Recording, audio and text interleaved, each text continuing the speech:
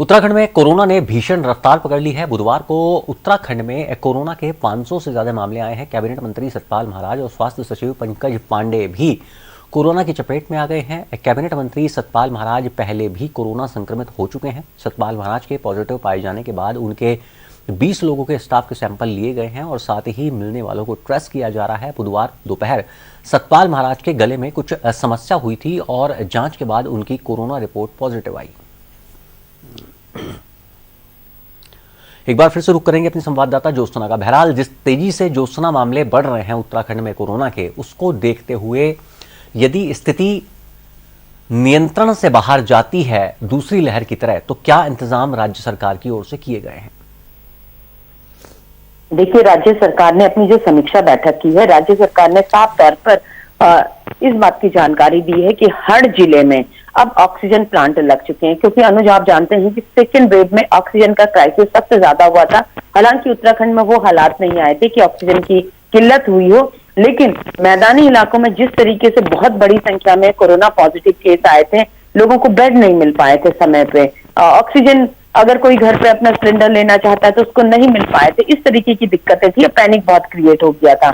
ऐसे में सरकार ने अब 13 के 13 जिला मुख्यालयों में, जिला अस्पतालों में ऑक्सीजन प्लांट लगा दिए हैं। इसके अलावा जो बड़े शहरों में सरकारी हॉस्पिटल है, वहां पर oxygen plant, ICU bed already लगा दिए गए हैं, ताकि कभी कोई संक्रमण हो तो ऐसे में पैनिक क्रिएट ना हो। इसके अलावा जो पहले कोविड केयर सेंटर बनाए गए थे, उनको भी अब धीरे धीरे एक्टिवेट किया जा रहा है, क्योंकि सरकार ये नहीं चाहती है कि सेकेंड वेव के समय जो एक अव्यवस्था देखने को मिली थी, बहुत बड़ी संख्या में लोग संक्रमित हो गए थे, तो प्रॉपर सारी चीजों की जानकारी लोगों को भी नहीं थी और सरकार भी वो व्यवस्था नहीं करवा पाई थी। तो ऐसे में इस समय सरकार का दावा है कि उसने पुख्ता इंतजाम करे हुए हैं। यहाँ तक कि बच्चों के लिए भी हर जिले में अलग अलग बच्चों के वार्ड बनाए गए हैं। उनको कैसे ट्रीट किया जाए उसके लिए ऑलरेडी जो स्टाफ है उसको ट्रेनिंग पहले ही दी जा चुकी है। यानी कि इस समय सरकार ने अपने इंतजाम किए हुए हैं।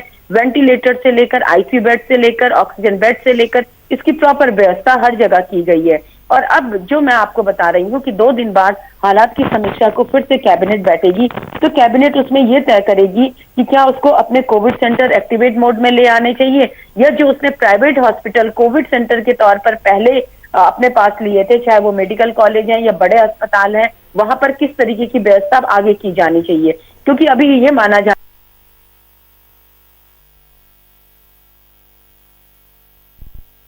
कि क्या कोविड संक्रमण की यही रहेगी या इसमें कहीं कोई हल्का बनाए।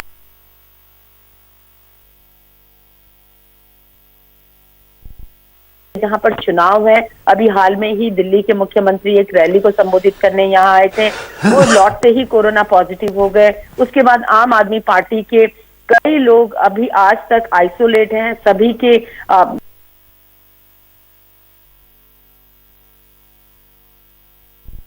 चेहरे हैं। कर्नल कोठियाल की रिपोर्ट नेगेटिव आई है, लेकिन प्रिकॉशन वाइज वो 3 दिन आइसोलेट हैं, किसी से नहीं मिल रहे हैं और सभी लोगों की जांच करवाई जा रही है।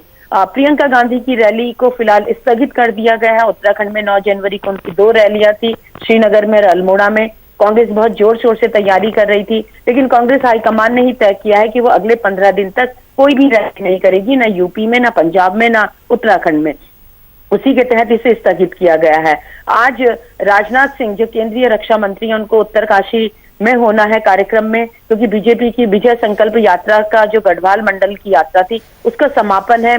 बीजेपी को भी एक किस्म से कहीं ना कहीं हिंट ये मिल रही है कि वो आगे आने वाले समय में वर्चुअली ज्यादा सभाएं करे, क्योंकि संक्रमण की रफ्तार जिस तरीके से बढ़ रही है उसे देखते हुए राजनीतिक दल भी चिंतित है, सरकार भी कहीं ना कहीं चिंतित है।